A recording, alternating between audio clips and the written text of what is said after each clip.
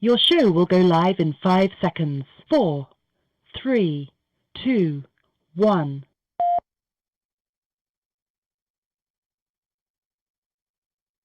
Northwest Liberty News, picking the lock on the shackles of tyranny. Machines are going to fail, and the system's going to fail. The past is past, the future's now. Don't look at me. I think these people are completely nuts. Sometimes trouble just follows a man. There is another organism on this planet that follows the same pattern.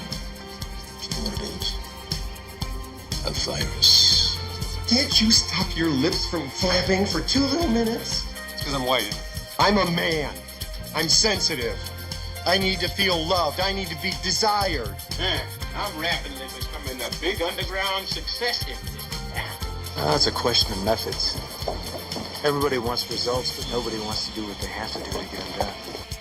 And now, coming to you live from Kalispell, Montana, brought to you by Northwest Liberty News, it's Montana Gazette Radio with your host, James White.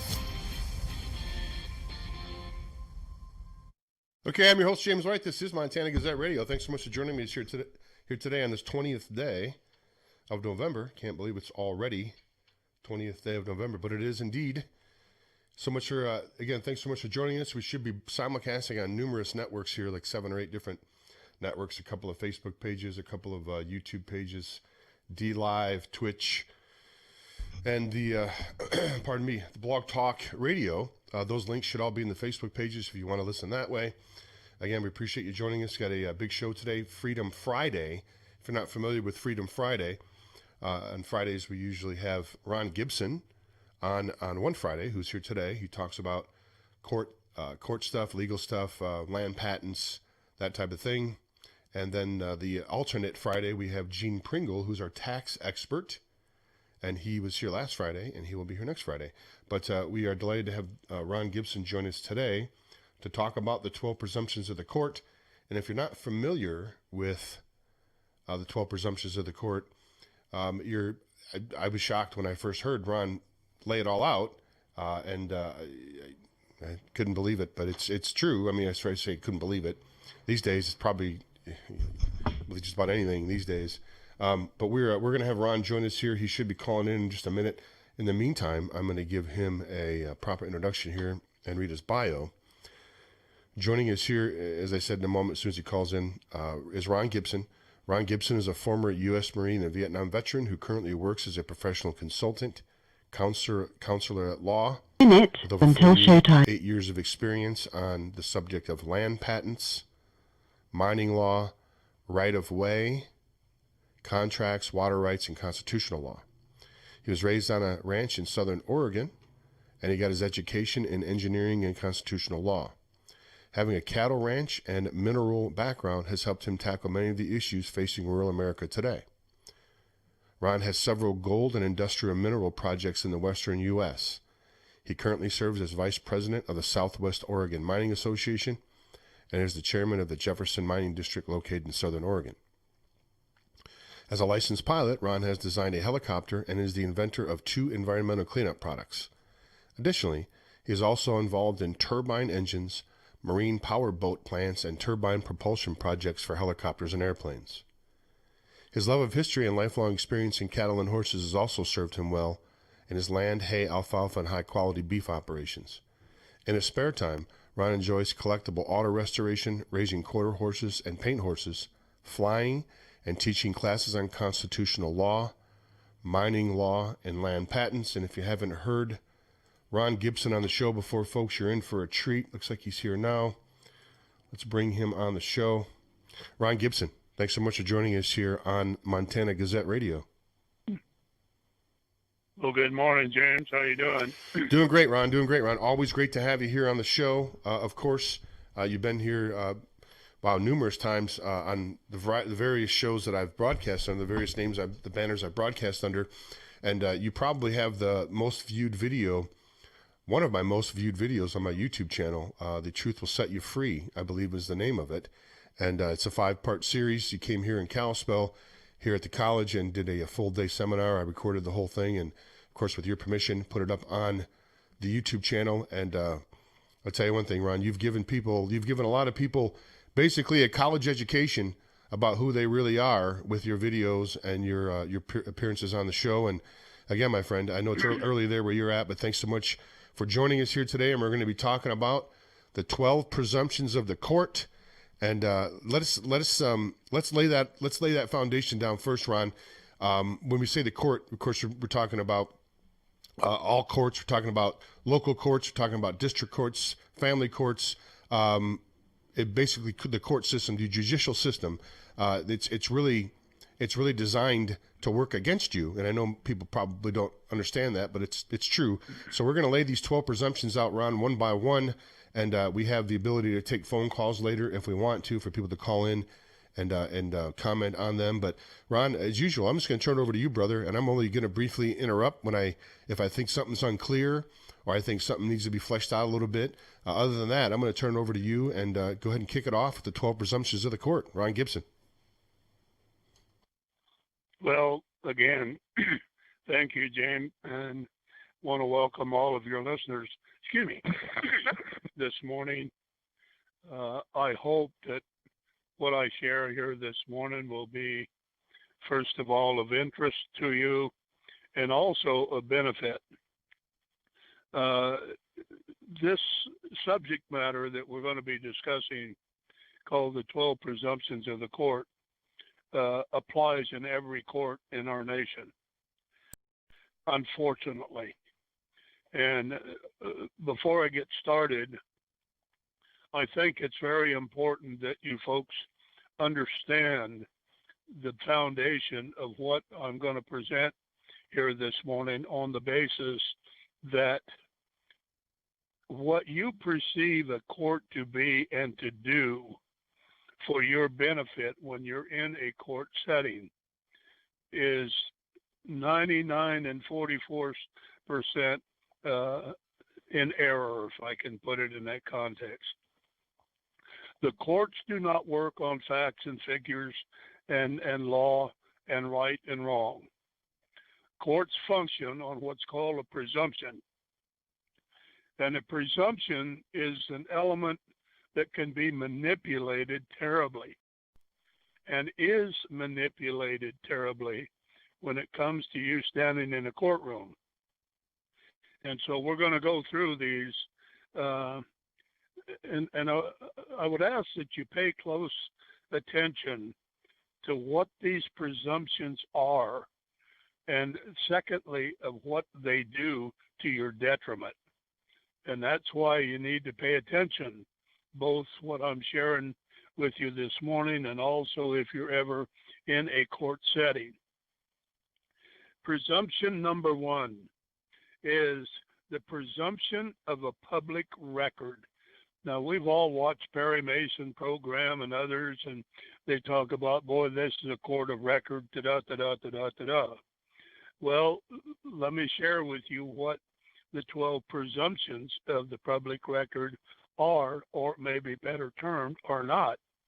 It is a matter brought before a lower Roman court. That's the court system that we have in our country. We don't have justice courts in this country anymore. It is a matter for the public record. Now, the public record, so that you understand what that is that it is being recorded. You're receiving a fair hearing relative to your opportunity to come and present your side of a case before a court that should be, by virtue of an overseer, of an unbiased judge. Well, because the judge is a bar member, the prosecutor is a bar member, your defense attorney is a bar member, the public defender is a bar member. You got everything stacked against you when you go into these Roman courts, because that's what we're dealing with. And it says a court of public record, when in fact it is presumed, listen to the language here, by the members of the private bar guild, that means the bar association, that the matter is a private bar guild business matter. I can tell you it is not, unless openly rebuked and rejected by stating clearly that the matter is to be on the public record. The matter remains a private bar guild matter, completely under private bar guild rules and other items that pertain to that. Now, let me tell you a little bit about what happens here. The presumption is, and is presented to you, that this, in most cases, is a public hearing of a court of record, when in fact they don't want you to have a court of public record, simply because it makes it very, very difficult for you then to appeal that decision, because there is no court record of it. What are you going to appeal? An appeal is what the court has done wrong. That's the basis, in most instances, of an appeal. Well, they hide that from you. They present to you that it is a court of record, when in fact it is not. And so I bring these to you here this morning for the fact that you have to object. If you go in there and they claim that this is a public court of record, then you want the court to validate that public record standing. Okay? And then you need to openly rebuke and reject by standing clearly on the matter of the public record. The matter remains a private bar guild matter, completely under the private control of the Bar Association. In other words, they're controlling, they're keeping it hid, and you don't get your true day in court. You have no means of appeal. Number two, the presumption of the public service. We all think the judges and all of these people are public servants. What a joke. The presumption of public service is that all members of the private bar guild who have all sworn a solemn, secret, absolute oath to their guild then act as a public agent of the government or a public officer by making additional oaths to the public officer, then openly and deliberately contradict their private superior oaths by their own guild. Unless openly rebuked and rejected, the claim stands at these present bar guild members that they are legitimate public servants and trustees, or therefore trustees, under the public oath doctrine. Now, let me explain that a little bit. What I just read to you is that the bar members take two oaths. They take one to the Bar Association, of which is their first and foremost allegiance. And then they take a public oath declaring that they're going to uphold the Constitution of the United States and ta-da. When push comes to shove, they always fall back on their private bar guild, which means, folks, they are not public servants. No. They're a private corporation for profit at your expense. Yeah, Jim, did you have a comment? I just want the folks to know that I've got a document I pulled up here. It's not exactly the same one you're reading from. I found one on the web. I know we talked about it earlier, but it's almost word for word what you're stating. I think we got two similar documents. I just wanted the viewers to know that I've got the document as you're reading it. It's not exactly what you're saying, but very, very close. So I just wanted you to just let the listeners know that. Go ahead, Ron. Continue. Please continue. So now we are informed by this very document here that the Bar Association is neither truthful nor are they dedicated to a public servant's position. And I don't know about you folks, but that is terribly alarming. And we have a great deal of damage in our country today because of this very issue that we're discussing here this morning. Number three, the presumption of a public oath. Remember, I mentioned to you a moment ago that they pretend, and that's what they are pretenders, that, hang on just a second here, that they are giving, I guess the best way I know how to put it, it's showtime. They come on and they put this big display on, we take this public oath, ta-da, ta-da, ta-da.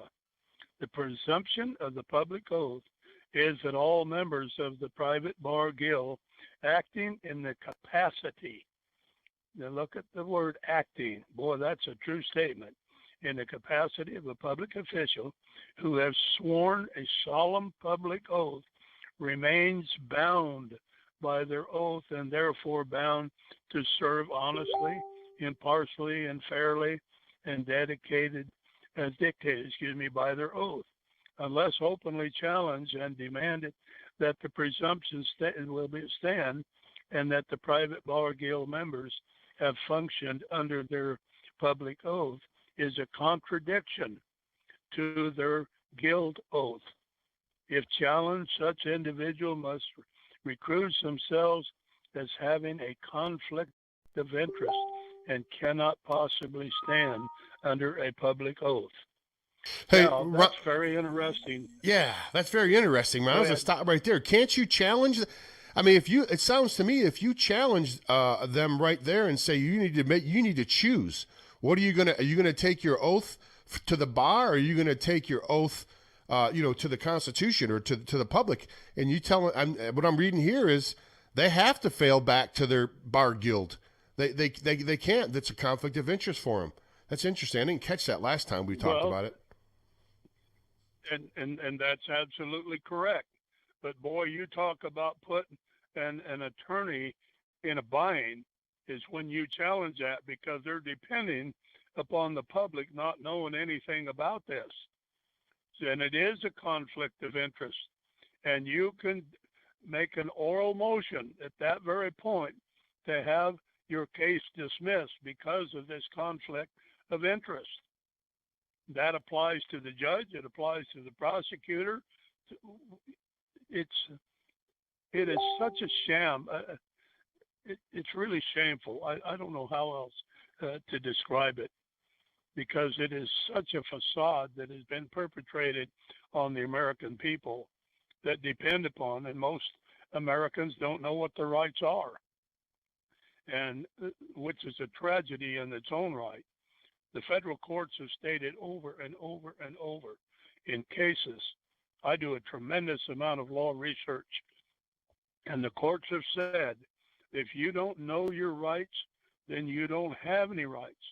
Not that they're not there for you, but let me give you an example. You take a copy of the Constitution, and I pray all of you have a copy, and I further pray that you read it.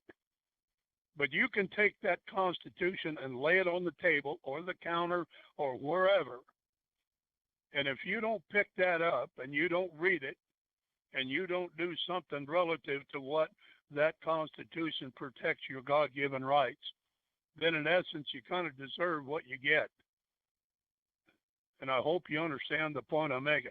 That Constitution is not, what it is not, is a self-executing document. You and I have to do something with that document. And it spells out the limitations of government, and we're not taking advantage of that. That's why this subject matter we're talking about today is so very critical, because you're being treated and viewed upon as on the basis of presumption, not of the facts in a case. And boy, that, I'm telling you, it just spins this thing 180 degrees. You know what this? Okay. You know what this brings up in my mind, Ron. You know what, Ron? This brings up in my mind. Is there any wonder that so many of these legislators are bar attorneys? That's why nothing ever gets. That's why no one ever goes after these presumptions and stands up for the folks, because most of the people that are lawmakers are part of the bar. They're part of the club. They're not gonna break up their own club. I mean, how many people that serve in the legislature and all across the country, especially in D.C., are bar lawyers? what, 60, 70% of them? This is all the giant club, folks, and we're not in it. I would say that the percentage is much higher than that.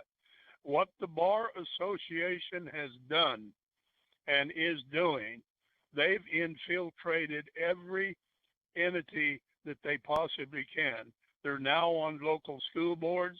They're on major businesses. They're a part of that to manipulate this. I did a law class about a year and a half ago, and I've been asked to do it again, and maybe Jim, I can do this on your program sometime. But the title of the class that I did was Why Attorneys Are Not Lawyers. And everybody has the presumption, which is wrong, that an attorney is a lawyer and a lawyer is an attorney. And I can tell you that is absolutely false. The motivation and the intent of a lawyer and an attorney are totally different. And I'm going to save the rest of that till we do a class, because you're going to be shocked what I share with you on that subject in itself. But our schools are infiltrated with it. Every segment of government is infiltrated simply because they're dictating and manipulating legislation. Now, I'm going to say a subject here that most people do not know. In most states, if not all of them, I haven't checked them all out, but a lot of them, and they have a letter before any type of statutes or codes, okay? And here where I live in Oregon, it's ORS, Oregon Revised Statute. Let me tell you the problem with that is that people think, oh, well, this is what the legislation passed and the governor signs and all of that garbage. Is the very fact that once the state legislature has enacted an act and signed by the governor, here in Oregon, it goes to a 3-attorney group that changed that law that was passed. That's why it's called revised, Oregon Revised Statute. That's true in all of the rest of the states. They manipulate that by changing a comma or a period or rearranging words in that. And because you and I are not part of the legislative hearings on the thing, we don't really know what it is. All we get is the end result, when in fact we have been lied to, and that's changed for the benefit of the state, not for your and I's benefit. And boy, I mean to tell you, when I bring this subject up, they squeal like a pig under a gate. But that's exactly what happens here, folks. You're being manipulated by your own elected officials. By virtue, it goes to a special group in the back room of the Capitol here in Salem, in the state where I live. And it's tragic. And I have researched on numerous occasions what the legislation actually passed versus what came out and published under the Oregon Revised Statute. And in many instances, and if not most instances, it's changed. And the public, we have no idea that that's going on. So really an element of concern, I guess, is the point that I'm trying to make here. And it's all because of this bar guild. All right, Brian, let me pause you for a second, and then we'll go on to number 4 here. This is very timely right now. It's starting today. The governor of Montana has imposed another lockdown across the country. They're imposing more lockdowns. They're trying to force people to wear a mask, telling you can't leave your house. If you wear a mask, you get a fine. This is all not within any of their constitutional authority to do any of this stuff, is it, Ron? I mean, they have no. The governor can't just make a sweeping proclamation across the whole state that everybody's got to stay inside or got to close their business down or wear a mask. This goes way beyond their authority, does it not? I don't care what state you're in or what constitution you're looking at. They don't have the right to do that, do they, Ron? Boy, you've hit a subject and right on the head of the nail. Let me share something with you folks of your listening audience here, Jim. and that is it is grossly misunderstood. I've been in law for 48 years. My background is constitutional law. I'm not an attorney. I'm a lawyer. Okay, so let's take a look at that very subject. All of you, I'm sure, have heard, well, the governor issued an executive order. Let me explain to you what the real intent of an executive order is and how it's to be applied, okay? We'll just take a little short detour here because it's important. And that is the issue. The purpose for creating in our governing body an executive order was so that the governor or the president of the United States, in that particular case, gives a directive. That's what an executive order is. For the Defense Department here, for the Transportation Department, or the Health Department, or whatever that immediate cabinet is, it's that the governor gives a directive on a daily basis, and most generally, about what it is or business that they are to undertake. It has nothing to do with we, the public. And what people do not understand, we're sovereigns. We're sovereigns by creation of Almighty God. And sovereigns make and create government, and sovereigns are the creators of law, not the victims of law. And very few people even understand that. And boy, I get into some real interesting discussions about this very subject. We had a meeting night before last of people who were rebelling against this coronavirus stuff. And I could get off on a subject of that, and some of you may know or may not. There is no test for coronavirus, number one. And number two, the test that they claim and that they're doing can apply to multiple different types of viruses. They cannot determine specifically that that is addressing to the coronavirus 19. And then when they stick that long Q-tip up your nose, boy, and I'm telling you, for those of you who've had that, it hurts. But what the intent to do in that is to break the membrane, protective membrane between the upper part of your sinus and the brain, so that your brain will be infected. The purpose of all of this coronavirus stuff is to get people sick, to benefit the pharmaceutical, and on and on and on it goes. And I don't want to go much further down this trail. But my point is this, folks, we're being duped. Oh, yeah. We're being lied to. We're being manipulated. Yeah, we're being duped. Beyond measure. This whole thing is predicated upon fear. And my Bible tells me, Jesus said, fear not, 366 times in Scripture. That's one for every single day and leap year. We're not to be a fearful people. That's right. Good thinking, Ron. I didn't think about that. We're going to take a quick commercial break here. This is a good time for us. We'll come back. We'll pick up. We'll continue on the 12 presumptions of the court. Ron Gibson, constitutional lawyer here. Always great to have him on the show. Ron, why don't you give out any contact information where people can find out more about you and more about your work before we go on to this first break here, my friend? Okay.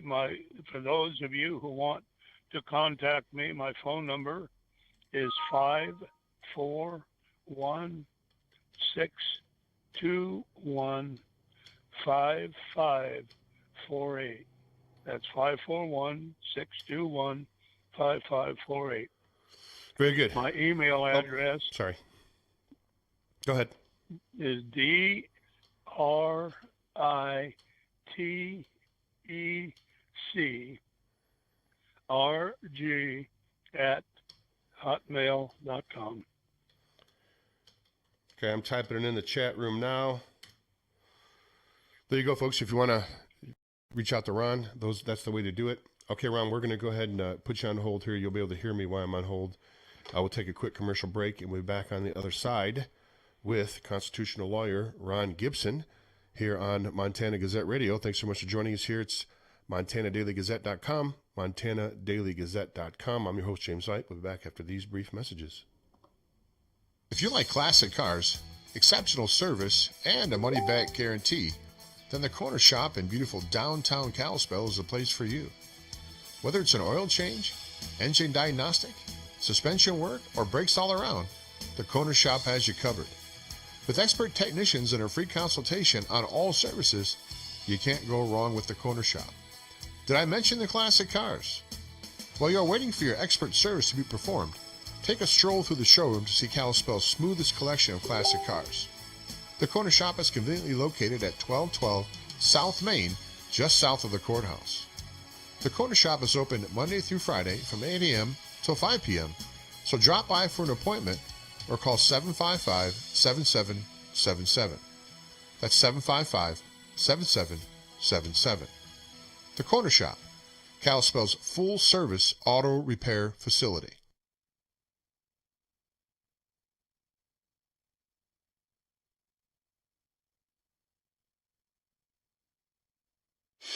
PatriotPrepared.com carries the leading brands of storable food from Legacy and Heaven's Harvest. Patriot Prepared. Our name says it all. We're dedicated to empowering you to be self-reliant and confident in any circumstance. Whether you want to be prepared in the event of an emergency or you're an outdoor sports enthusiast, PatriotPrepared.com has prepackaged meals and kits for your entire family. Legacy, Heaven's Harvest are known for high-quality, great-tasting, GMO-free, nutritious food with no chemical preservatives. Simple to prepare, easy to store, gluten-free and organic high-quality nutrition options with a 25-year shelf life. You can't beat the feeling of being food secure when you need it most. So go to PatriotPrepared.com right now to pick up your supply of high-quality storable food for your family, because it makes good sense to be prepared. That's PatriotPrepared.com.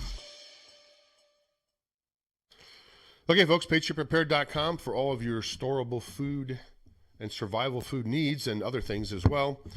I don't know what's going to happen. I'm hearing now that toilet paper is starting to run out again. They're only allowing, I think, one package per person here at the local the local grocery store. And gee whiz, who the heck knows what's going to happen in the immediate future? I mean, I think the long-term plan's pretty well laid out, but gee whiz, the next couple, 2-3 weeks or 6 weeks until the end of the year could be pretty crazy. Don't know. But if you're concerned about that, go to PatriotPrepared.com. That's PatriotPrepared.com. And you can pick up some long-term storable food, stoves, water filtration, all different kinds of things there. Check it out. And all the support of that website immediately goes here to support this broadcast, and we do appreciate that. Okay, we're going to bring our guest Ron Gibson back on the line. He's talking about the 12 presumptions of the court. And Ron, thanks so much for hanging out with us after the break, my friend. We appreciate you sticking around. Not a problem. Okay, we're going to go ahead and pick it right back up. If I think here on my sheet here, we are at I think number 4, the presumption of immunity. I believe that's what it is. Go ahead, Ron. Over to you. Okay. Well, number 4 is the presumption of immunity. Is the key members of the private bar guild in the capacity of a public official acting as judges, prosecutors, magistrates who have sworn a solemn public oath in good faith are immune from personal claims of injury and disability. Now, I want to stop there a minute. What did that just say? That they have made it now so that they are immune from any prosecution. They can do all the damage they want to do to you and your property and your lives and your family, and then they're claiming, well, we're immune. Well, that's a presumption that is not true. There is a way to sue judges and attorneys, but they will never do it on their own. They do none of their own house cleaning. They do none of their own discipline. They leave that up to you, and then they will try to string it out to where you just get discouraged and quit, and then they go back to business as usual. I'm telling you, folks, we need to wake up in this country, because if we don't, the intent of the attorneys and the Bar Association to divest you of your money, your rights, and your property. That's a mandate. the Bar Association on two occasions, the American Bar Association and the National Bar Association, one in 1922, I think it was, according to my record, and another one in the 50s, joined the Communist Party. That's what this did. Then they even put out a publication it's called the Lawyers Bar Guild, and it's affiliated with the Communist Party. Still And to this day, given two other. Pardon? Still to this day, they're affiliated with the Communist. Have they ever disavowed their? Have they ever disavowed that way back when? Have they ever walked that back or disavowed their relationship with the Communist Party, Ron, or not yet? No, they're still practicing that concept, and they adopted the 10 planks of the Communist Manifesto. And the first one on that list, if for those of you who've ever read the 10 presumptions or the 10 planks of the Communist, is to do away with private property, and that's what an attorney's part of his mandate is. I've had them argue, "Oh boy, you're mistaken. You don't understand what we do." That's the whole thing. I do understand what you do. And what I'm telling you, it is not to your and I's best interest. The injury or liability, unless openly challenged, and their oath, and demand the presumption, if not, the presumption stands that the members of the private bar guild, as public trustees acting as judges, prosecutors, magistrates, are immune from personal accountability for their actions. In other words, folks, all this stuff that I'm sharing with you here this morning, and you're ever in a situation to where you're before a court or a prosecutor or whatever, you need to stand up and speak up. You object, you challenge these things. And I pray to God that you get a copy of this. You can go to the internet and get a copy of this called the 12 Presumptions of the Court.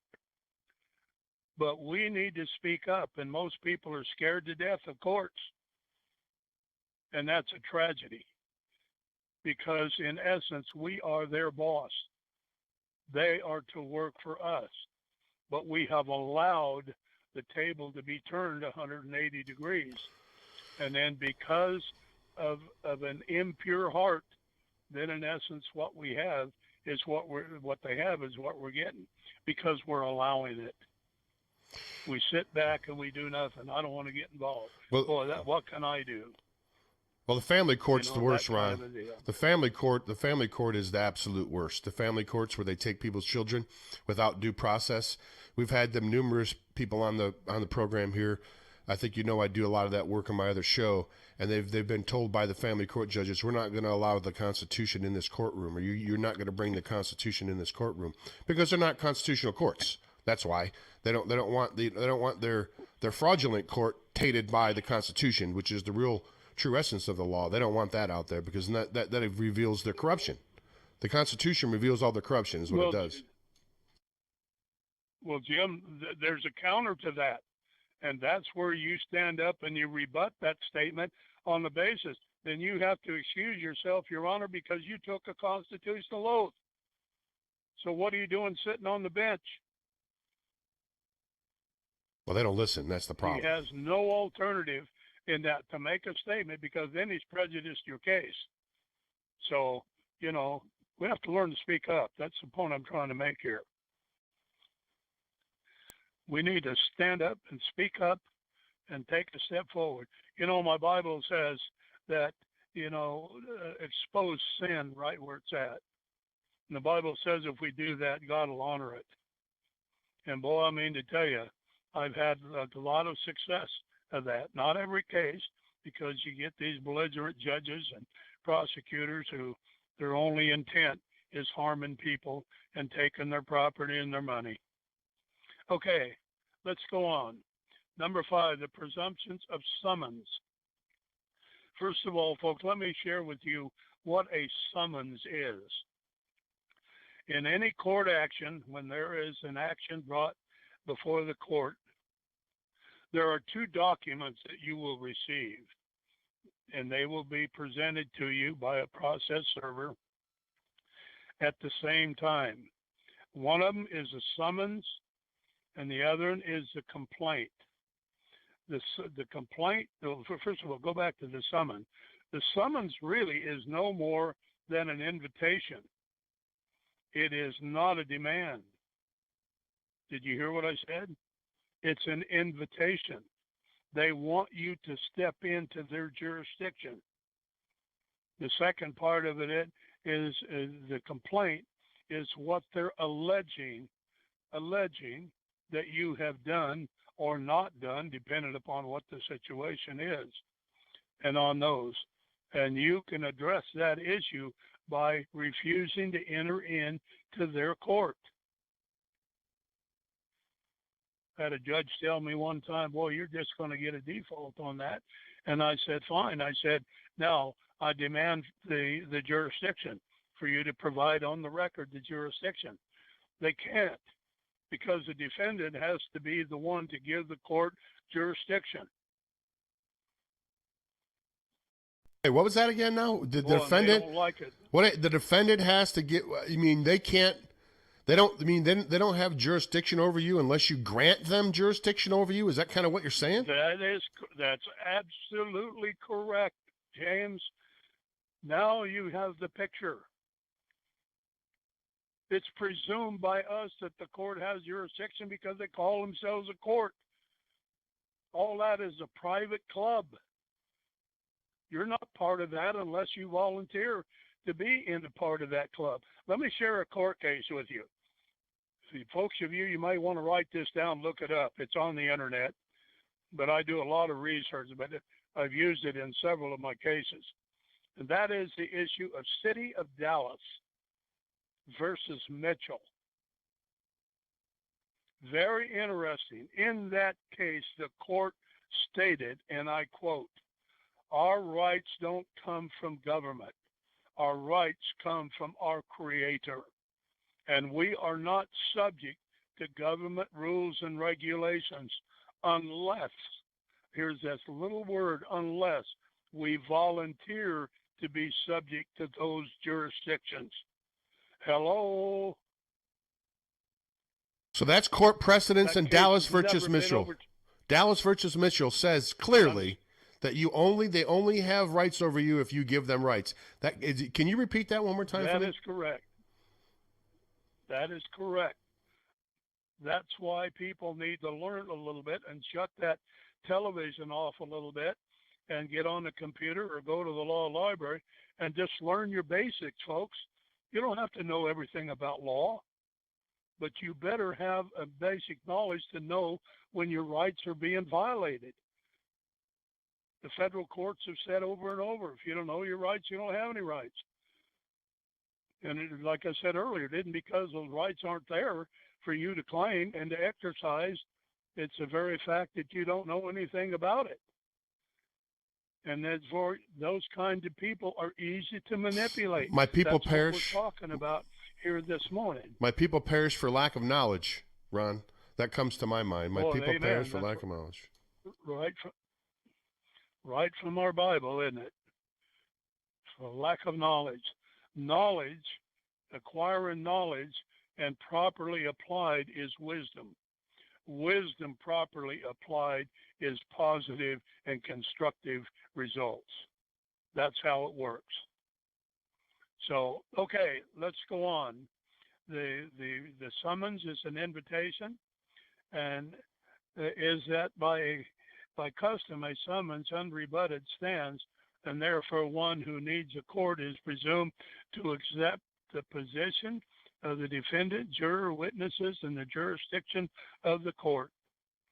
Like I said, if you're a defendant, then that's the one, and the court, if jurisdiction is challenged, and you go into a court and they're claiming that they're going to charge you with this or that or whatever, you always, and boy, I remember in law school, there are instructor over and over and over and over and over said, always challenge jurisdiction.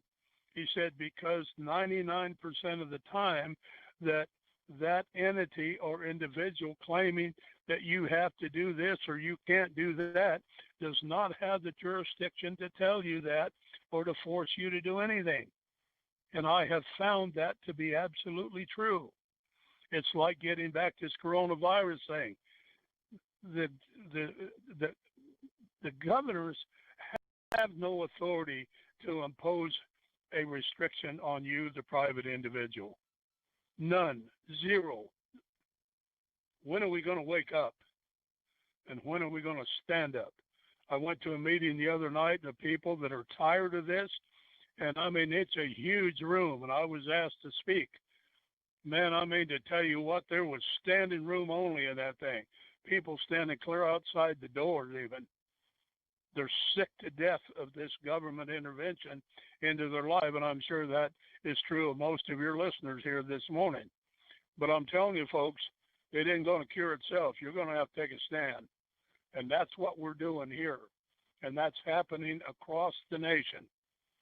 So start asking around and get involved and start doing something about it. Well, on that, because if you don't, there's more negative stuff to come your way, and it's coming. Well, on that note, I just want to make a quick program note, fellas. Ammon Bundy is going to be with me here on December 1st. I spoke to him this morning. It's a Tuesday show, a week from this coming Tuesday. So tune in for that for Ammon Bundy, because he's got arrested a couple of times standing up against this mask mandate, and it's him and people like Ron and people here in the Flathead Valley and across the country that are going to take this country back. It's not the people sitting, in the state capitol. Believe me, they don't have your best interest. All right, Ron, we're going to go ahead and continue here to number 6, the presumption of custody. Go right ahead. Yes. The presumption of custody is that the custom is a summons or a warrant of arrest unrebutted stands. Therefore, the one who attends the court is presumed to be the thing and therefore liable to be detained in custody or by a custodian.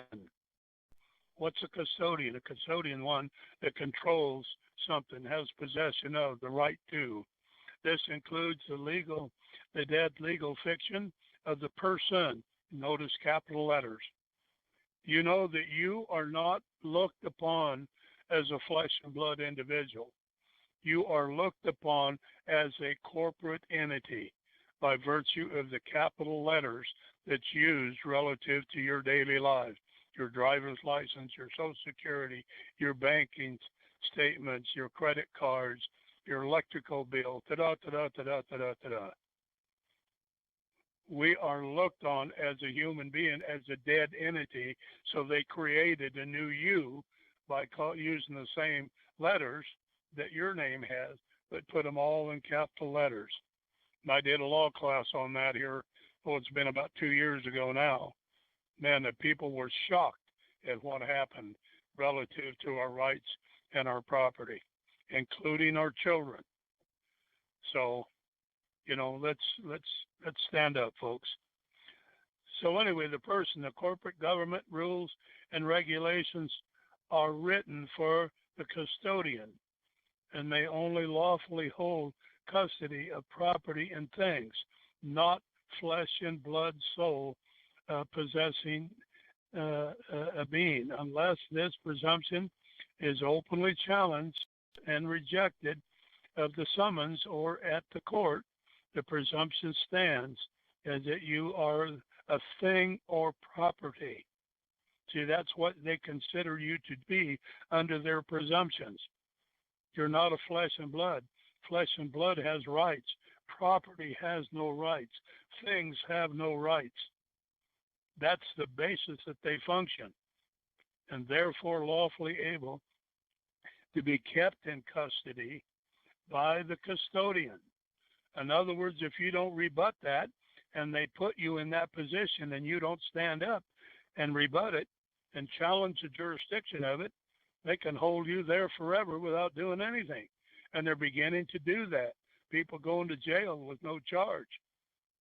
Bundy's that James was just talking about was arrested as a political prisoner because they stood up for their rights. And I'm telling you what, folks, I don't know how many of you know about the Bundys, but boy, they're heroes. I stand and I salute those family for them standing up because they stood up for all of us. Sure did. Sure did. I was right down there with them, And too. I'm telling you. They're great people. I know their whole family Oh, just man. about. The There's same Americana. thing with Leroy Finnegan. You know, they murdered that man. They literally murdered him. It was an execution. And we won't get into any more of that, but I'll tell you what. Well, you're right. We better start paying attention. You're Okay. right. Number 7, the presumption of the court of guardians is the presumption that you may be listed as a resident, a ward of the local government area, and even listed on your passport, the letter P. You are a pauper and therefore under the guardianship power of the government as an agent of the court of guardians. Unless this presumption, again, is openly challenged to demonstrate that you are both a general guardian and a general executor, then in this matter, which is a trust before the court, that the presumption stands and you are by default a pauper, a lunatic, and therefore must obey the rules of the clerk of guardians. Wait, flesh Clerk that out, of the Ron. magistrate That's court, or confusing. whatever. That's a little confusing. Go over that one and break that down into layman's terms for us. Presumption of the guardians. I guess go ahead. If you could flesh that out for us, if you don't mind, Ron. Okay, you bet. The presumption of the guardian is whoever the court awards you to, whether it be the sheriff or the magistrate deal or whatever on the thing, then in essence, you are considered to be under their jurisdiction unless you rebut this, unless you challenge the jurisdiction of it. They are considered guardians, and that right from the judge on down. What is a guardian? It's someone that keeps custody of something that belongs to somebody else, isn't it? Yes. They have guardians of the court. So this guardian is taking care of and protecting this thing for the court's benefit, but the court is the beneficiary. That's kind of what this means in real simple terms. Okay, very good. Thank you. Number 8, the presumption of the court of trustees. Boy, I'm telling you, if we were to go the full gamut, this is just 12 of the presumption. It's not all of them by any means. There's just 12 of them. The presumption of the court of trustees is that a member of the private bar guild presumes you accept the office of trustee as a public servant and government employee just by attending a Roman court. Let me read that again. The presumption of the court of trustee. What is a trustee? A trustee is one who oversees in the management of somebody else's property or asset. Okay? That you may be listed as a resident, a ward of the, I'm the wrong one, of trustee as a public servant. You now are looked upon not as a sovereign, but as a public servant, of which they are manipulating and have control of. And the government employee, by attending a Roman court, as such, courts are always for public trustees by the rules of the bar guild and the Roman system, unless this presumption is openly challenged again to state that you are merely visiting by invitation. Remember what I told you about a summons, what a summons was?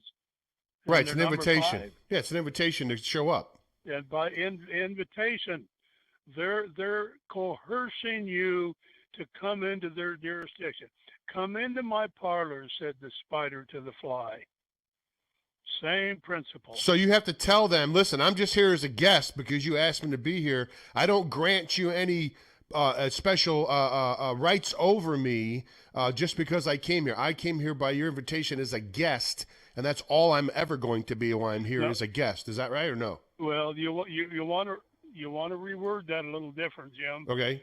When you are summoned to the court, two things you can do. You can write across the summons, I do not consent to these proceedings and I do not accept to enter into any contract with the court, and then sign your name. Do it in red letters, catty-corner, across the face of the summons. Then go to the court, and when they call your name, you want to stand up and say, Your Honor, I'm here to clear the record, to correct the record. Do not say when he calls your name, Here, Your Honor. You have just given them jurisdiction. You tell the court that you are there to correct the record, that you are not the true party in interest. Who was summoned to court by the invitation is always in capital letters. You are not that entity, because it's not a person. They claim it's a person, but it's not, as we know it. It's not a flesh and blood individual. So here they are. Now you tell the court that I'm not the true party in interest. Therefore, from my standpoint as a flesh and blood man or woman, I don't give this court jurisdiction to assume or presume that I'm this capital letter entity.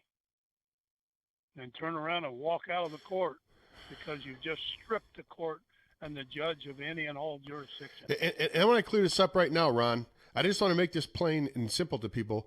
They are fully aware of what you're saying right here. What you're saying here is not a secret to them. They know all about the scam. They know all about the con and the fraud because they take a secret oath. So it's not like there's attorneys going to be going, oh, I'm shocked what Ron's saying. No, they're not shocked. They took an oath, for crying out loud. This is a plan. This isn't an aberration. This is a guide. This is a playbook. They devised this plan. You're absolutely right. There's no surprise to them. This is the game and the rules that they play by. Boy, oh boy.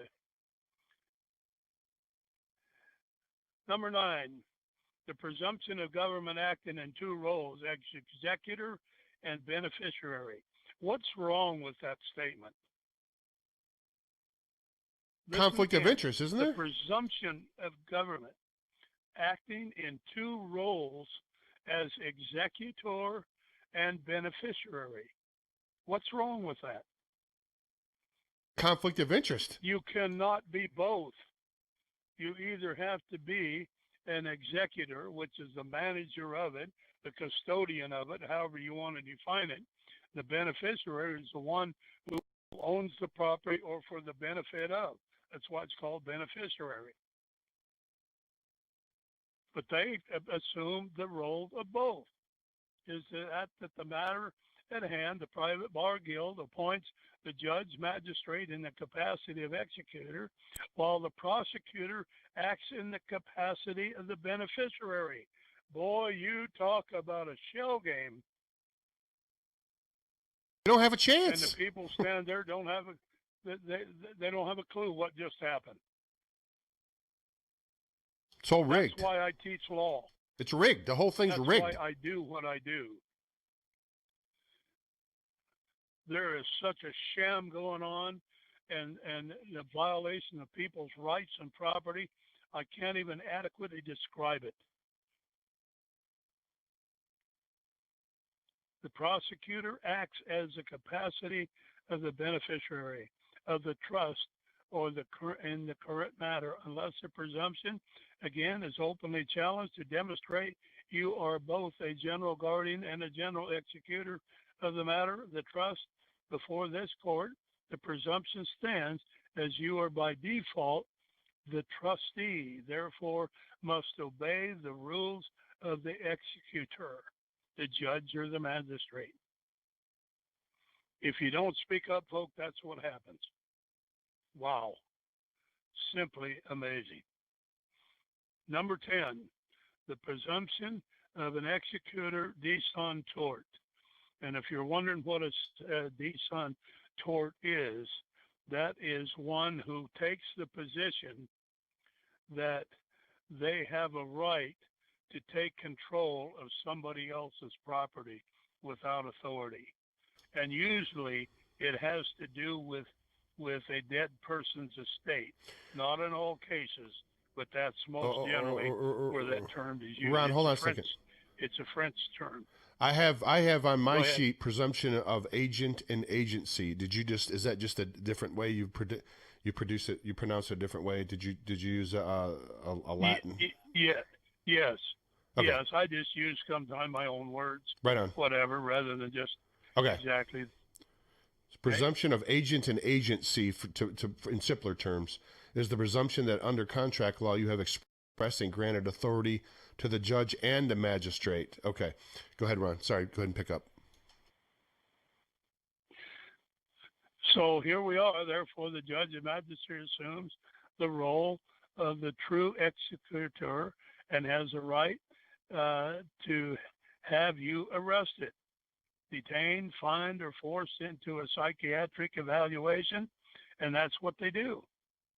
Unless this presumption is openly challenged, not only by asserting one's position as executor, as well as questioning the judge or the magistrate and seeking to act as an executor de santore, the presumption stands, and the judge or magistrate of the private bar guild may seek the assistance of the bailiff or the sheriff to arrest their false claims.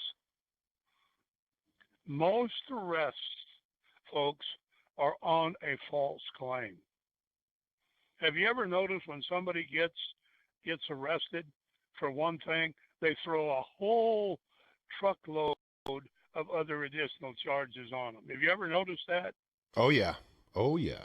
Guy gets a speeding ticket. Well, we found a rifle, in his car. Well, we have a right to have a rifle, but and they found an ounce of drugs in it, and they found a knife in there, and they found a pair of scissors. All of that will be listed as part of the charges. Almost lose sight of the real reason why they started doing what they do to start with. Amazing, just amazing. And here's something I want to also point. I'm going to stop for 1 second. Quick comment, folks. If you have an attorney, like your defense attorney is never going to point out these things that Ron's saying today when he says, "Well, you need to stand up and object." Your bar attorney will never reveal these to you and have you go against their own organization. Your attorney, I don't care unless you get a lawyer like Ron, who's not part of the bar. Your bar attorney is not going to give you the tricks on how to foil his own organization that he's taken a secret oath to. I mean, let's just use our brains, folks. You're not going to give strangers the combination to the key to your front door. I mean, because everything's mayhem if you do that. They're not going to give you the secrets to the keys to get inside behind this and defend yourself. Not your bar attorney. Your bar attorney won't do it. Why would they? Well, you bring up a very valid point, Jim, is that's exactly right. They're all in it together. They're all in cahoots with each other to play the game that they play. And unless you know, and folks, it's real simple. Let me bring this down to a real simple thing that you can do. Is always challenge jurisdiction. Because the rules say that once jurisdiction is challenged, the court must validate the jurisdiction on the record. In other words, they have to validate the fact that the charges being brought are fit the crime, or the crime fits in whatever, or the charge or whatever. But you always want to challenge jurisdiction. And the rules say also, and there are court cases galore on this, that you can challenge jurisdiction at any time in a case. Even if it's on appeal, you can still challenge the jurisdiction. Because the rules say that nothing can go forward, no rulings can be made by the court until jurisdiction is established. And if you haven't given them jurisdiction, then there is no jurisdiction. I hope you caught that. Many men are in jail today because they did not challenge the jurisdiction. They're there by their own willingness to be there, or their own ignorance to be there, however you want to define it. Go ahead, Jim. No, no. I'm just going to say the sad fact of the matter is we've been so dumbed down, Ron, and they haven't taught us this stuff in school, and our parents don't know about it. And I mean, this is information that's been buried, and not necessarily hidden, but not promoted. I mean, you can find it on the internet, but no one promotes this stuff, and no one talks about this because if everybody knew what we're talking about today, if everybody that in the country knew this, their whole entire thing would crumble. Their whole system would fall apart overnight. If everybody started going into court and doing what you're saying now, their whole entire shan would fall apart. They couldn't stand. They could not withstand it if people would just go in and exercise the rights that we have, right? Their founding fathers didn't put us in a position where, and I want to bring this up again, I brought it up 10 times, but in a position where we have to get a permit to go fishing and a permit to go hunting and get permission from some administrative government to do these things. This is not how our founding fathers wanted this to be. We're the sovereign. We're the ones that are free. They work for us.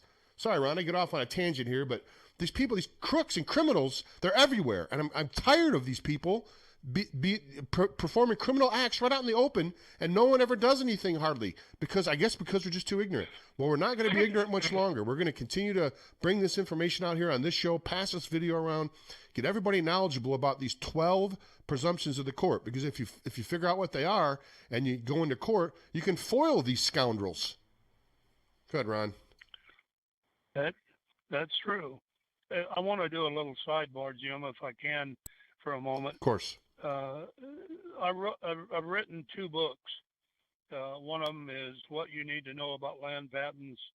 If you want to bring your true title forward in your name, that's a process to get it done. I do that for people. I teach people how to do it. The other book that I wrote was called You're Not a Slave.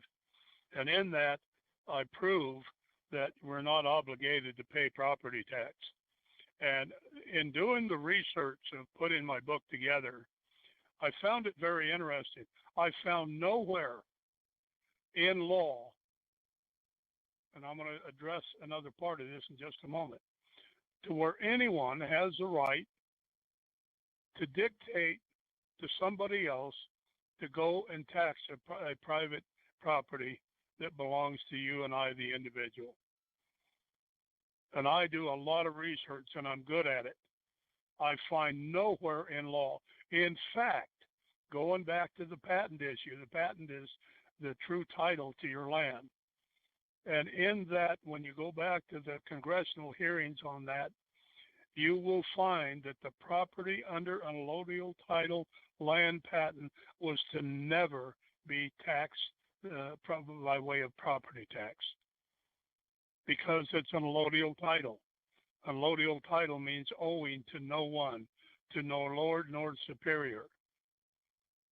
Well, if that's the case, then who got the authority? I want to see that, because I've spent 48 years searching for it, and I can't find it. I've got some very good researchers in our mining district that are excellent researchers. I mean, these guys don't miss nothing. They can't find it either. So I asked the government and the tax department, show me your authority. Because if you read your Constitution, both your federal Constitution and the state Constitution, nowhere in any of those allows the state to assess an ad valorem tax on private property. Absolutely nowhere. So I just bring that up for general information. Okay, number 11, the presumption of incompetence is a presumption that you are at least ignorant of the law, therefore incompetent to present yourself and argue properly. Therefore, the judge, magistrate, as executors, has the right to have you arrested, detained, fined, forced into psychiatric evaluation, unless this presumption is openly challenged to the fact that you know your position as executor and beneficiary, and actively rebuke the object of any contrary presumption. Then it stands at the time of the pleading that you are incompetent. Then the judge or magistrate can do what they need to keep you in obedience. So you're saying they presume us to be incompetent. When we walk in the door, they presume us to be ignorant and incompetent automatically until we let them know, hey, listen, we're not incompetent. We know the law, and so don't characterize us that way. I mean, they literally presume that you're incompetent when you walk in the door, is what you're telling me. That is correct. I don't understand why this has been going on so damn long and no one's been standing up and revolting against this crap. Please go ahead. I want to share a little short story with you. Take just a minute. We had a meeting set up, our mining district. I'm the chairman of the largest mining district in the United States. The mining district is an independent government by law. And so anyway, it was arranged by one of the county commissioners, a lady by the name of Sandy Casanelli, and sharp gal. And anyway, she came out to meet us. There was about 15, 18 of us, whatever it was. And as we started up the step to the courthouse, she's ahead of me, and she turned around real quick, and she put her hand on the upper part of my chest and just stopped us dead cold. And she's holding her hand there, and she said, I need to tell you guys something. And still holding her hand on the upper part of my chest, she turned around, and she pointed from one end of that courthouse to the other. And she said, everybody in that building is scared to death of you miners. And I said, what? She said, that's a fact. And I said, why? I mean, I'm dumbfounded at the statement. She says, because they all know that you guys know the law. And I'm telling you, you could have knocked me over with a feather at that statement, because we do. But I never thought that it would have that kind of an effect relative to the people in the county building there, where they're projecting to know the law and exercise the law and everything else. That's nothing but lies and distortion about that fact. But anyway, I just mentioned that because when you know the law, they don't want nothing to do with you. They want you to get out of their face. Number 12, the presumption of guilt is a presumption that, as is presumed to be a private business meeting of the Bar Guild, you are guilty, whether you plead guilty or not plead guilty. Therefore, unless you either have previously prepared an affidavit of truth and a motion to dismiss with extreme prejudice into the public record, or call a demurrer, then the presumption is that you are guilty, and the private bar guild can hold you until a bond is prepared to generate the amount of the guild wants to profit from you. Hold on a minute, Ron. The Constitution says that I'm innocent until proven guilty. That's what the Constitution says. I'm innocent until proven guilty. Isn't that right? Don't we have a presumption of innocence? That is correct. That's correct. And this to show you, this presumption of the bar is 180 degrees from that, isn't it? Yeah, it sure is. And here's the other problem. Under the Administrative Procedures Act, it was enacted unlawfully by Congress June 11, 1946, is the fact that it was implemented for the purpose of circumventing the Constitution and common law. Now it becomes a corporation, or part of the corporation, for the sake of implemented administrative procedure in lieu of common law. That's where you come in to your statutes and codes. So all of the states had to convert from sovereign states to territorial corporations by virtue of that act from June 11th until 1954. Oregon was one of the last states to incorporate and implement. That gave them time of which to draw up all of these statutes and codes. Folks, statutes and code is not law. It's corporate rules and regulations. And you're not a party to that of that corporation unless you volunteer, as the City of Dallas versus Mitchell case stated. What are we doing volunteering? We volunteer for stuff We put the noose around our neck, and we wonder why they're hanging us up from the tree. Yep, we are. But anyway, just a little bit of my own analogy here. But what I'm trying to do, folks, I hope it makes you madder in hell, and I hope that you stand up and get together and do something about your situations where you live, because we all face the same dilemma. And this is really starting to happen. This mask and trying to separate everybody for Thanksgiving, no more than 6 people. People are not buying that for 1 minute. And boy, I mean, it's hot and heavy here in Oregon. Yeah, man. Well, let's open up the phone lines here, Ron. That's what they want to do. Can we open up the phone lines for calls? If they'll take control of you and you allow to take control here, then there's more stuff coming. You can bet your last dollar on it. They're coming. Oh, yeah. You have a responsibility to stop it. Indeed. Okay, Jim, I'm yield the floor. If you okay with taking phone calls, Ron? Is that okay? Can we have some calls come in? People have. Okay, so if you got You bet. If you got questions for Ron Gibson, constitutional lawyer, try to keep it on topic about, it doesn't have to be about the 12 presumptions, but at least keep it within the legal realm. If you don't mind, we don't want sports scores and stuff like that. Call 563-999-3617, 563-999-3617. If you want to call in here and talk to the one and only Ron Gibson. Ron, while we're waiting for people to call in, if they do, I want to talk. We touched on a little bit. I held up your book there, The Land Patent Titles.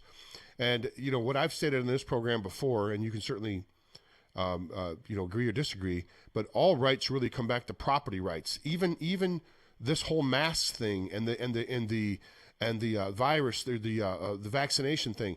Your body is your property. Either your body is your property, either your own individual body, people that are listening to this program, either your body is your property or it's the property of the government. Which one do you want it to be? Because if you listen to what they tell you, then you are saying, okay, so my body is your property. If you don't listen to what they tell you, you're taking a stand and going, my body is my property. I know that sounds like a crazy thing, but they're trying to actually get people to disavow their own ownership in their body. They're trying to get people to disavow the ownership that they have in their own body, and they want people to believe that they have control over what mask you wear or what vaccine you put in your body. That's completely not how it's supposed to be, is it, Ron? We got a call coming in, so go ahead, answer that question if you don't mind. Boy, that is absolutely true. Let me say before we take the call, there's a maximum in law that is universal, and it is simply this: one can only claim jurisdiction over that which one creates.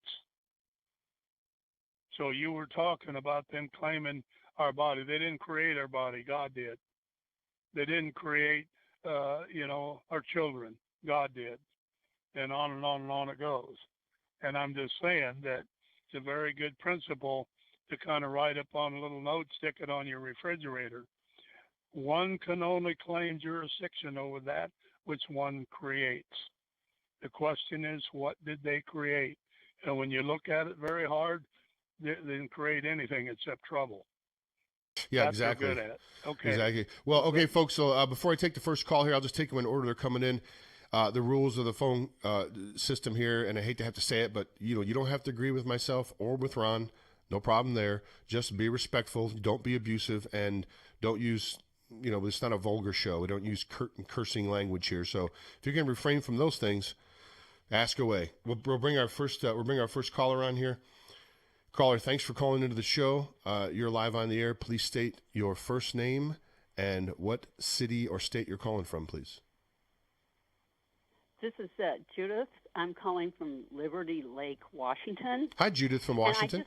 And I'd just like to ask about maybe common law and reestablishing common law and common law courts. Because as I see it, the current system is so corrupt that it cannot correct itself. And I was wondering what he thought about that. There you go, Ron. What do you think about reestablishing? You bring up a very, very good question and comment. They're in the process now In fact, it's well into the process of establishing common law courts, and for us to get back to true America. And I heard the other day that one of the states already has a full-fledged common law court. There are others that are being constructed as we speak, because you're absolutely right. The corruption is so bad, folks, that it takes a full house cleaning. And Trump was absolutely correct when he said that he would drain the swamp. That swamp is so filthy that it's heart-wrenching, the corruption that goes on within that. The satanic activity that goes on in that. The backdoor deals that go on as a result of that. It's all affiliated with this corruption. So I want to say go ahead, something. Judith. Go ahead. Did you have a follow-up? Go ahead, Judith. I have a follow-up question. How can we find out what states are currently involved in creating these common law and common law courts? Do you know, Ron, is there a good resource for the movement? I'm trying to think of the name of it. Yes, I tell you what, send me an email and I'll get that information to you. Okay. We'll give you Thank you so much. Give you Ron's email. It. You're welcome. Go ahead, Ron. Give out your email again one more time here for the folks that are listening. Judith, do you have Ron's email, Judith? Yeah. Yeah. Oh, you have it? Okay. But go ahead and give it out again, Ron. Thanks, Judith, for calling. No, oh, okay. Okay, go ahead, Ron. Okay, it's D as in David, R as in Romeo, I as in ice cream, T as in Tom, E as in Echo, C as in Charlie, R as in Ron, G as in Gibson, at hotmail.com. Thank you so much. Thanks, Judith. I appreciate it. Thanks for calling. You're very welcome. Thanks for listening. Thank you. Bye. Okay. You know, I want to say to you, ma'am, thank you for inquiring about the common law court, because it's only within common law that our rights are then exercised and protected. Under administrative statutes and codes, you have no rights. You're guilty of everything. Well, she's dropped off. You only have permission. She's dropped off, so but I'm sure she's listening in. She thanks you for that. Thanks for that, Ron. Okay, so we've got another caller coming. For those of you who are asking about the sound, I've got the sound pretty well cranked up to the loudest that I can crank it up here. Let's see here. Let's bring up. Okay, maybe that'll help a little bit. I think I've got it pretty much up the highest as I can go. All right, Ron, let's take another call here, and we'll bring the caller on right now. Caller, you're live on the air. Thanks so much for calling in. Please state your first name and what state or city that you're calling from. Hey, my name's Steve. Good morning. Hey, Steve. Good morning. I'm in Chicago. Me and my son are listening. Thanks for listening. I watched a few videos from Ron Gibson in the past, and I had a few questions about the Social Security number and getting the state national passport. And as far as getting like the stars and the asterisks on the passport, does that have to do with anything? Do you know what exactly are those stars for? Do you know about that, Ron? Do you know about that? Can you repeat that question again one more time for our listeners? And maybe, I was just wondering. I was wondering about applying for a state national passport using your Social Security number, or do you recommend not even giving the Social Security number when applying for the state national passport? Ron, are you familiar with the state national passport? Go ahead. Yes, I am. First of all, let's go back a little bit. Under law, you and I are not even to have a Social Security number. And I've done an extensive amount of research on that. Social Security numbers are not ours. The card is not ours. It is given to government employees for the sake of on special assignment. That's what it says in the research that I've done on it. Now we get it back to the presumption issue again. They're presuming, because they want to get their hooks into your money, is that you now are a government employee. That's why your name is in capital letters. You're now presumed to be a government entity. Therefore, you're doing work for the government. Well, there's evidence of that because they come and they steal your money through taxes and regulations. So that's kind of how that works. So the Social Security really has no place in any part of our identification, whether it be relative to a passport or not. So the numbers and stuff that they assign to that number or letter or any kind of insignia on the thing really is irrelevant, simply because it does not lawfully apply. It legally applies, but not lawfully. Right, and there's a big difference between legal and lawful, and people don't understand that. Let me bring the caller back on. Caller, did that answer your question, caller? Let me bring him back on here. Yeah, pretty much. And I was still wondering about the stars on the passports, and if you guys even have those state national passports personally. I don't have one personally. Do you know anything about the stars on there, Ron? What he's talking about with that? I don't know what significance that the stars represent. I've never really looked into that, so I'm not really at liberty to share what that is, because honestly, I don't know. Well, it's fair enough. Sometimes, okay. I just heard that the diplomats and certain people have more stars than the average person. And I was just wondering if that had anything to pertain with nationals. Okay, well, I appreciate you guys taking my call, and God bless. Thank you, James and Ryan. Thank you for listening. I appreciate you. Thanks for listening. You're welcome. Thank you for the call. Yeah, Ron. And here's the great thing is that people are starting to more than ever look into these things and wonder because and here's the thing we see over the last 3 or 4 years. The left has done nothing but try to take down this country. And now with this voting thing, they're trying to take down this country. Here's what I suspect, Ron.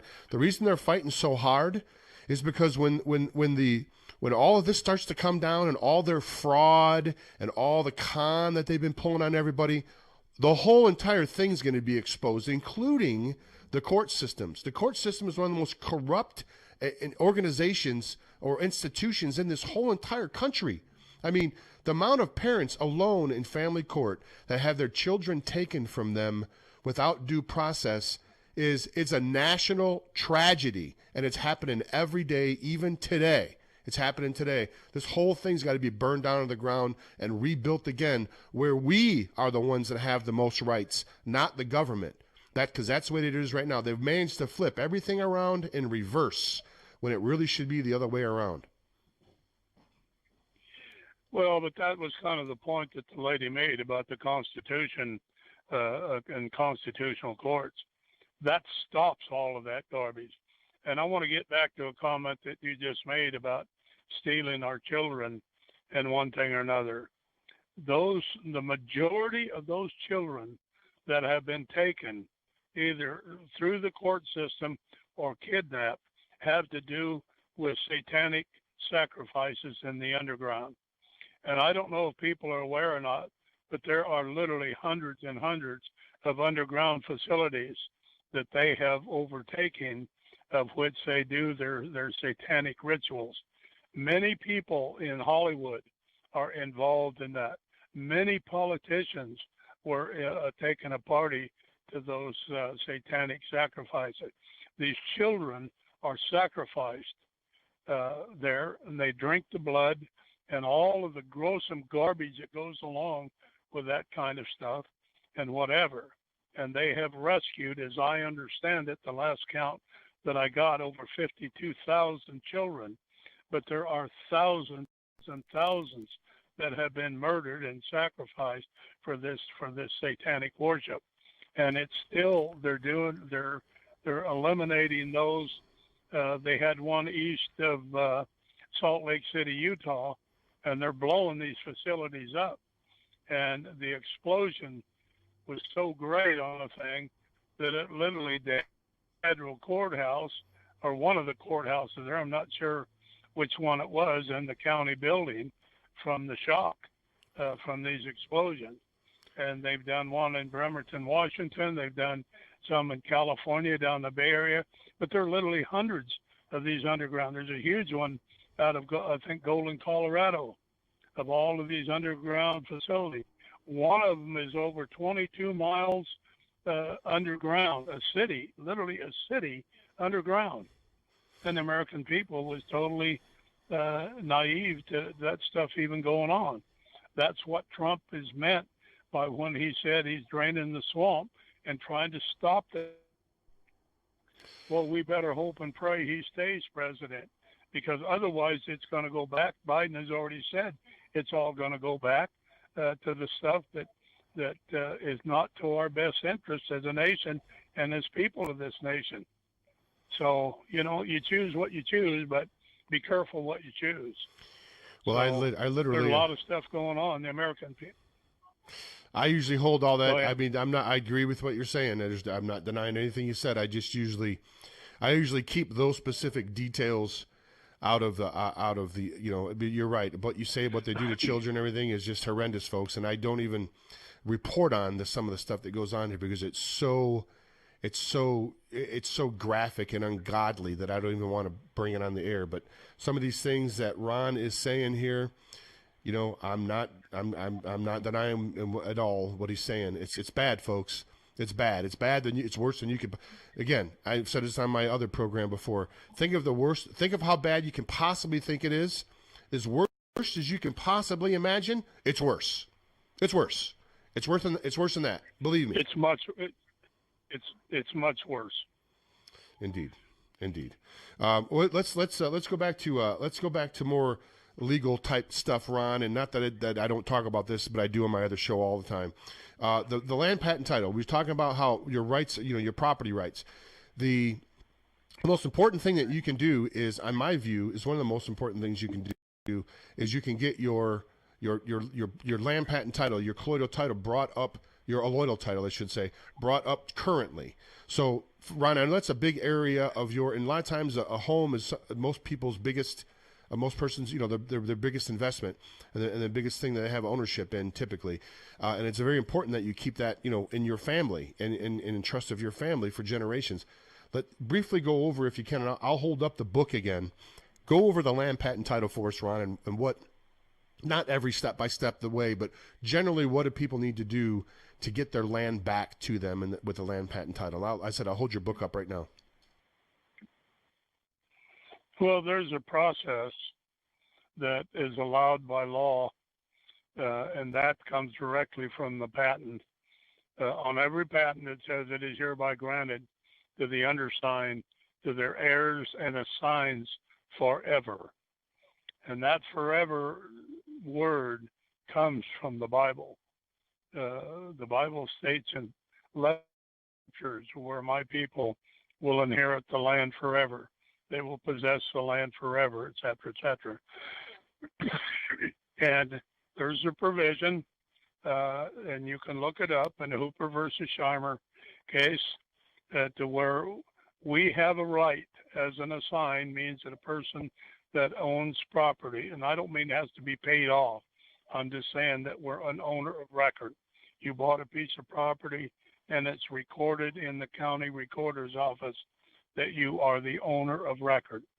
And because of that, you now, by the process laid out by law, you have to have a certified copy of the original land patent, and you have to have an unbroken chain of title.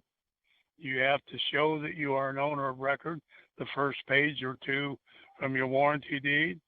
There has to be a notice document in there, which I create for people if they have me do the process. And there's also has to be the legal document called the Certificate of Acceptance of the Declaration of Land Patent. And with that document, it has to be posted for 60 days, of which gives the public time to review it. And then at that point, you take it back to the recorder's office and have it recorded. Now you have right title and interest in the true title to the land. That means you're not subject to building codes, you're not subject to setbacks, you're not even subject to taxes. And that's the book that I wrote, You're Not a Slave. But they don't want to accept that, which is a criminal crime that's committed, because they have to accept it simply because it's in law. The title of a patent is in law. When the person that received the land patent originally got a document, it's called a letters patent. It's a one-page document. And that document there is not the title. It is the evidence of the title. That's right. The title is held in law. Article 4, Section 3, Clause 2 of the United States Constitution. Also, with the issuance of that patent is what accompanies that is a bundle of rights.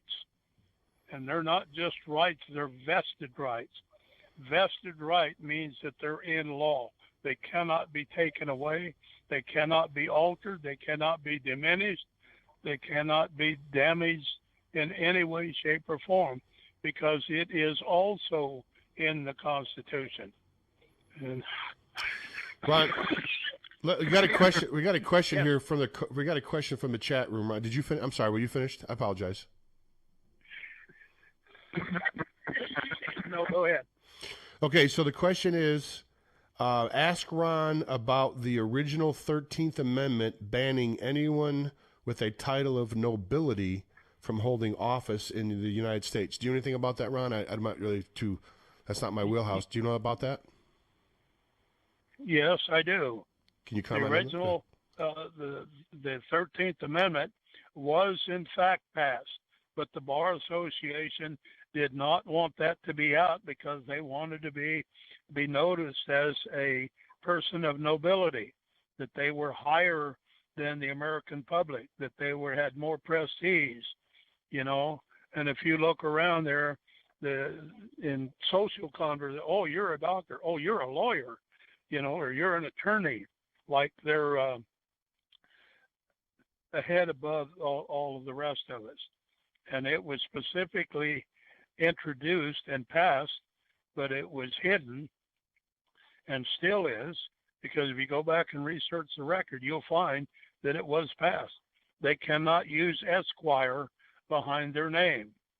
Esquire means that a person of nobility, special interests, special rights, special privileges, all of that. But they act like it now, even though the 13th Amendment is not listed on the constitutional amendment. Folks, we got about 20 minutes left here. If you want to call in and speak to Ron, 563-999-3617, 563-999-3617. We got another question from the chat room, Ron. I think it's probably one that we're all wondering. The question is simply this: please ask him what we can do to expose this. I think kind of the stuff we're doing now, right, Ron? And everybody that's listening to this broadcast, passing this video around, or if you're a writer, listen to this video, write your own article, put it out on your blog site, create your own YouTube video. If you have a YouTube audience, create your own YouTube video, put it out to your audience. If you have a Twitter following, tweet this information out, tweet this video out. It doesn't have to be my video. I don't get monetized anyway, so it doesn't really matter to me. I'm just looking to get the information out. So just put this information out in front of as many eyeballs as possible. Ron, is there anything additional that I missed? Well, yes. First of all, that's a very good question, and I appreciate the person asking that. What you can do is to start gathering people together on the base. See, we all have a common bond, and that is we want to be free, and we want government the hell out of our life. There's a purpose for a lawful government, but there is no purpose for an unlawful government, and that's what we're dealing with here. But the point that I wanted to bring out on this whole thing, I'm doing a law class that I teach. I teach 4 law classes a month, but this Sunday night I will be doing a law class, a continued class on the power of the sheriff. And very, very interesting. And what we're doing here locally is that we're trying to get our local sheriffs of each one of the counties to declare that they are constitutional sheriffs. Now, there's a lot of resistance of the sheriffs out there for this. They don't want to make a wave. They want to get a paycheck Friday night. They want to do what they do and go home and have dinner and whatever. But let me explain a little bit about why the sheriffs are so important to accomplish what you're talking about. Simply, the sheriff is a constitutional position that we, the people, are to vote on, because they're our only firewall between us and legislation that comes down from the state and or from court decrees that are to our detriment. Okay?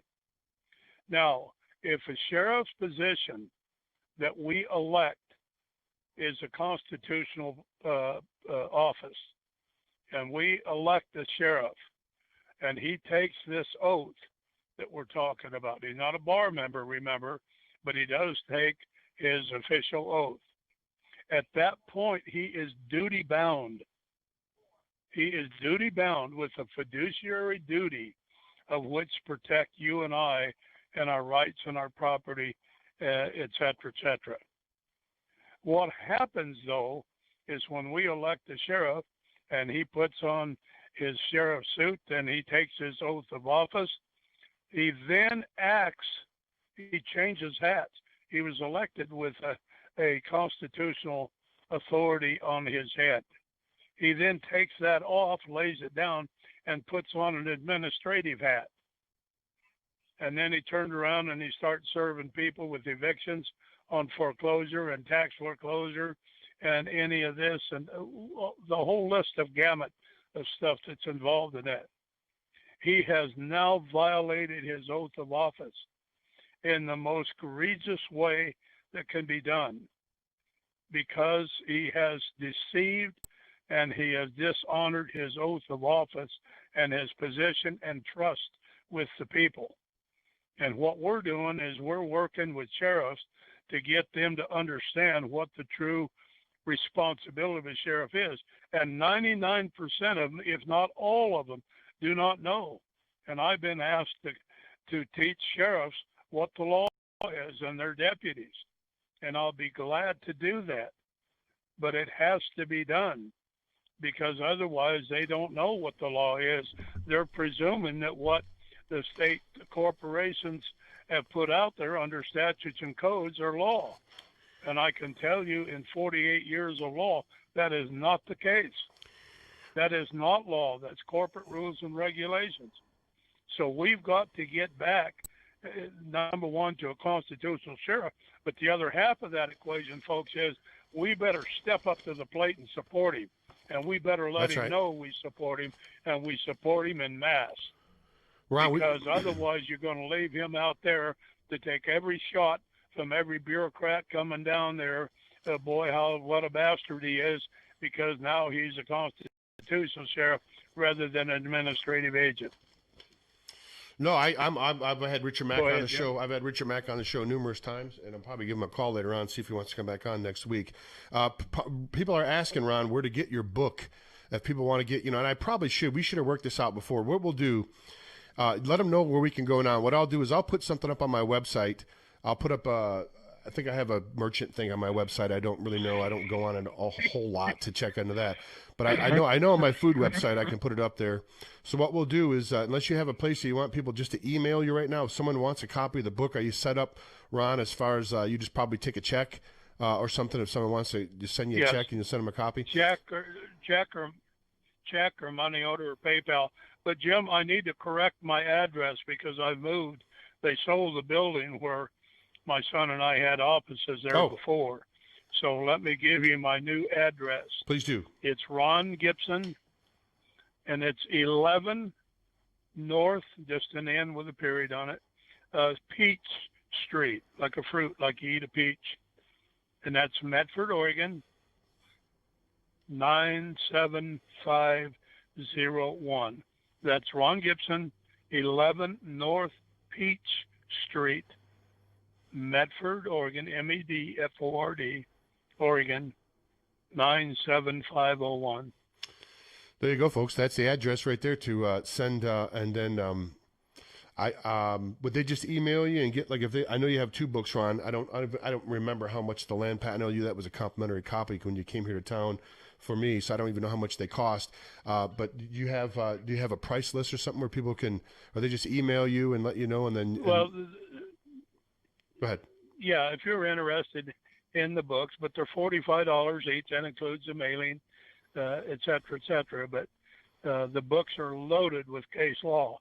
And I wrote the books on the basis of research, not just what I think, or maybe this or maybe that, because I didn't want somebody saying, oh, Ron, that's just your opinion.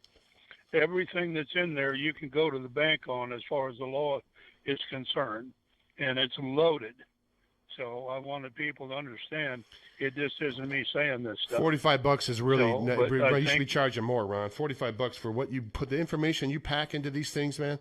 I mean, I think just to take the course, it costs like $150, $160, and that was like 5 years ago when you were here in Kalispell. This is gold, folks. $45. This is gold. I mean, you're talking about taking your property back and your whole entire house. If your house is worth a couple $100,000, $300,000, $400,000, $45 is pretty cheap. It's a small price to pay. That's for sure. Anyway, and the other book, Ron, is what's the other book, Ron? That's the patent book. And give us the name of the other book again. The one book for the patent is What You Need to Know About Land Patents. Right. Land patents with an S. The other book is You're Not a Slave. That has to do with property tax. I prove there to where you're not obligated to pay a to pay property taxes because it's an allodial title. So what is okay? So Ron, and we've got about, well, I don't know, what do we got, like about 10 or 12 minutes left here. Let me see if there's anybody that's called in on the phone here first. Okay. Folks, if you want to call in, you want to get a quick call in real quick, we got a few minutes left. It's 563-999-3617. What's the first thing the person listening to this program here? Let's assume that we have an audience full of people that have an absolutely zero idea about what we've just talked about. It's all 100% new to them. Now, I know that's not true, but let's just presume this. We talk about the 12 presumptions of the court. Let's presume that for this show. What can people do today? The first thing they can do today, if they only did one item a day until they got all this stuff reversed, because you can back out of some of these things, knowledge is certainly the key. But what can someone do to start taking their life back away from the government and the administrative courts, administrative rule, and put it back to their own personal rule? What can people do right away today? The first thing you would recommend they do to start that process, Ron? Well, one of the things that we have found that works real well, and that is start asking around in your community of somebody who has at least some reasonable knowledge about the subject matter, about constitutional law or whatever. I mean, we've got probably 4 or 5 people in my immediate area that are well versed in that, and ask them if they would be willing, of which to kind of share a class or give them some guidelines about how to get back to our constitutional republic. And I think you'll find in most instances that you're going to get a lot of support in that, because we all want the same thing. We want to be free, we want to be happy, and we want to be safe in our homes and our property. And so you need to ask around, but you got to do it. The ultimate goal is to get it done en masse and get the people educated, at least the foundation. You don't have to know everything about law. That's not required.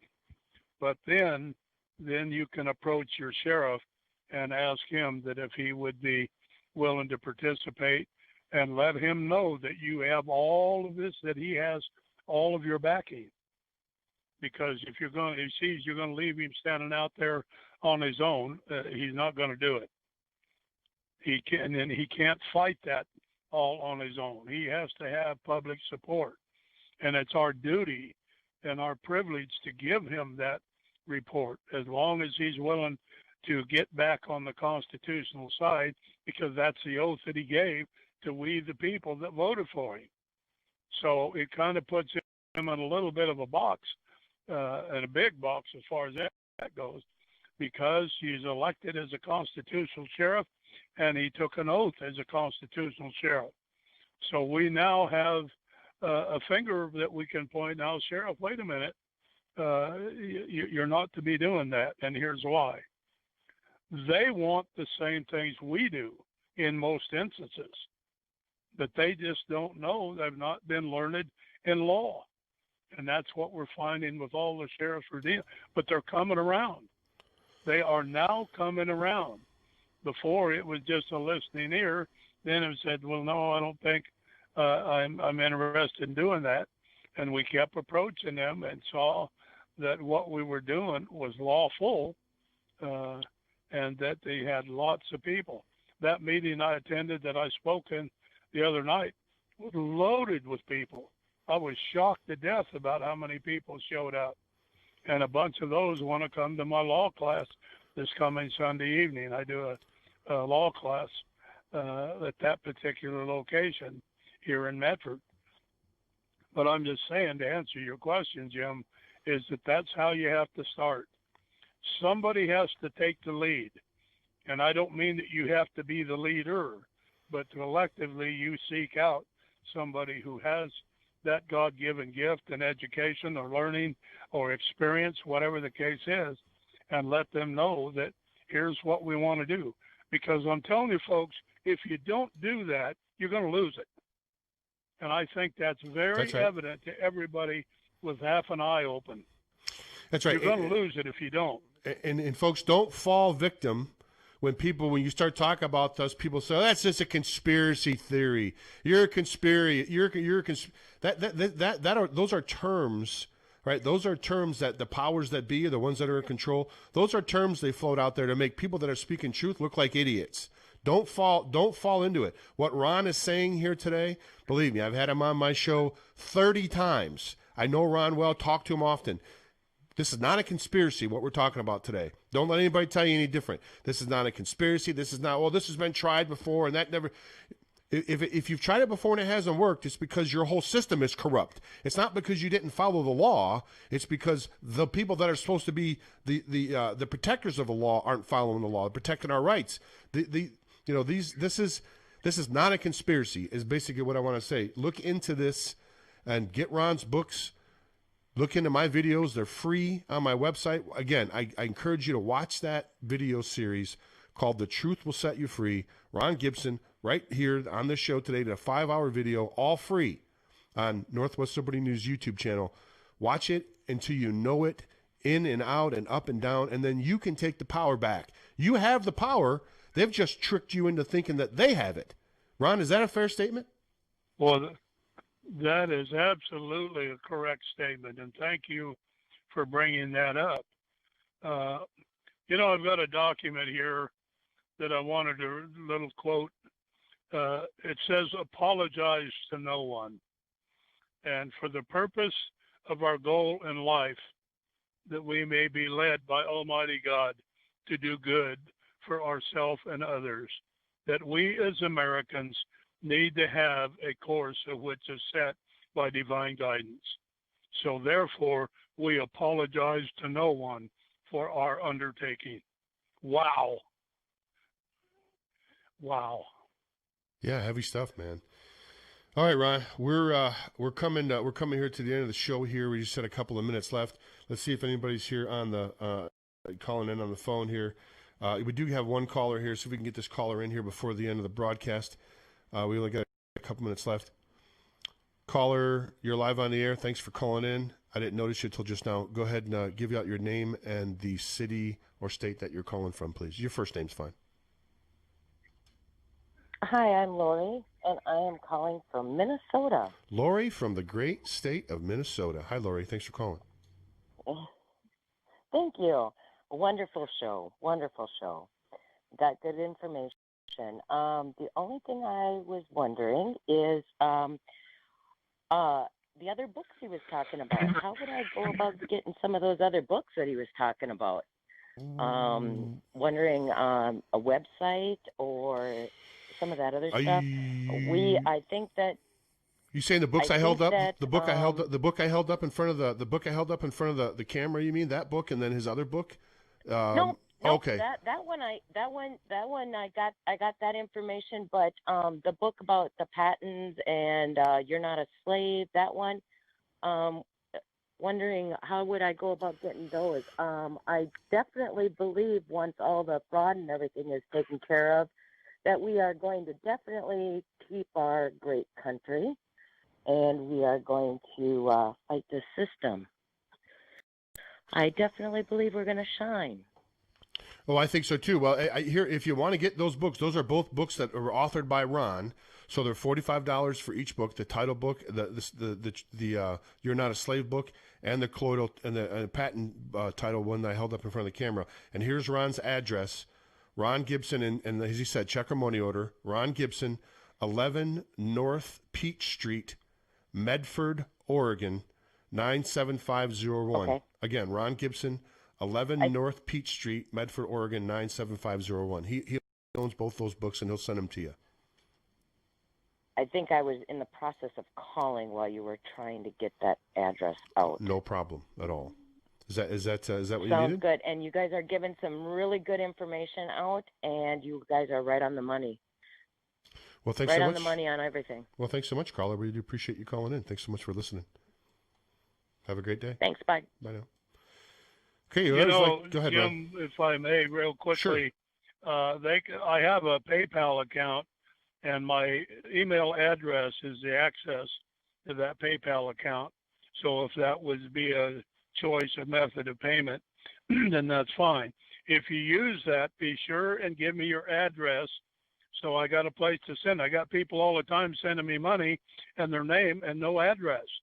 So I need your address and your phone number, so that I can get back with you in case I need to talk with you or clarify what it is that you want or ordering.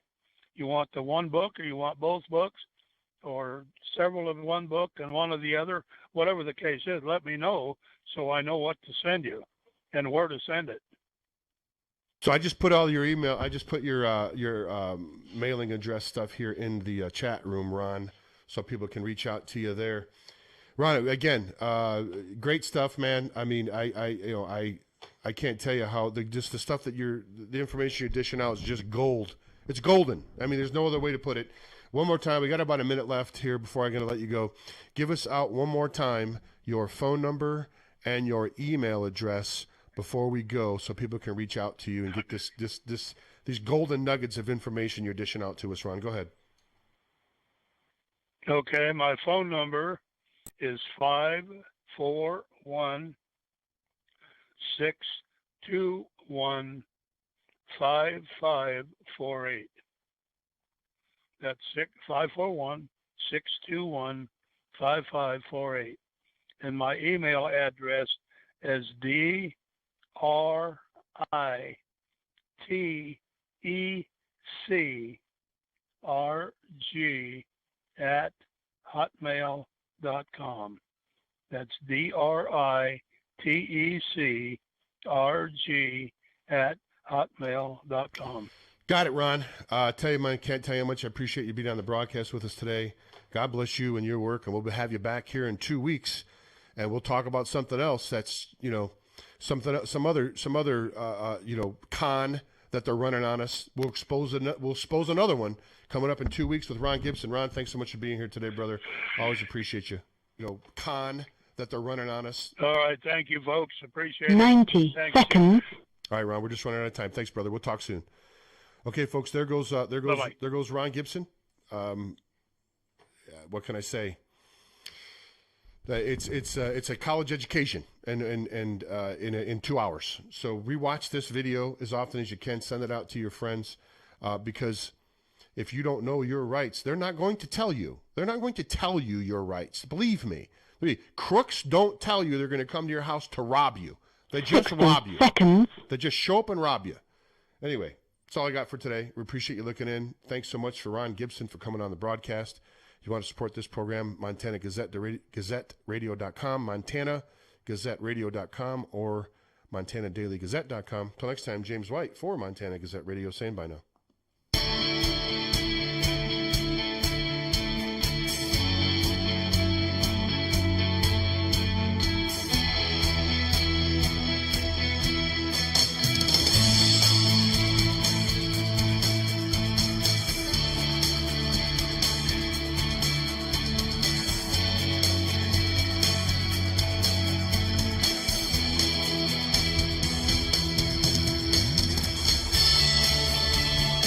Ten seconds.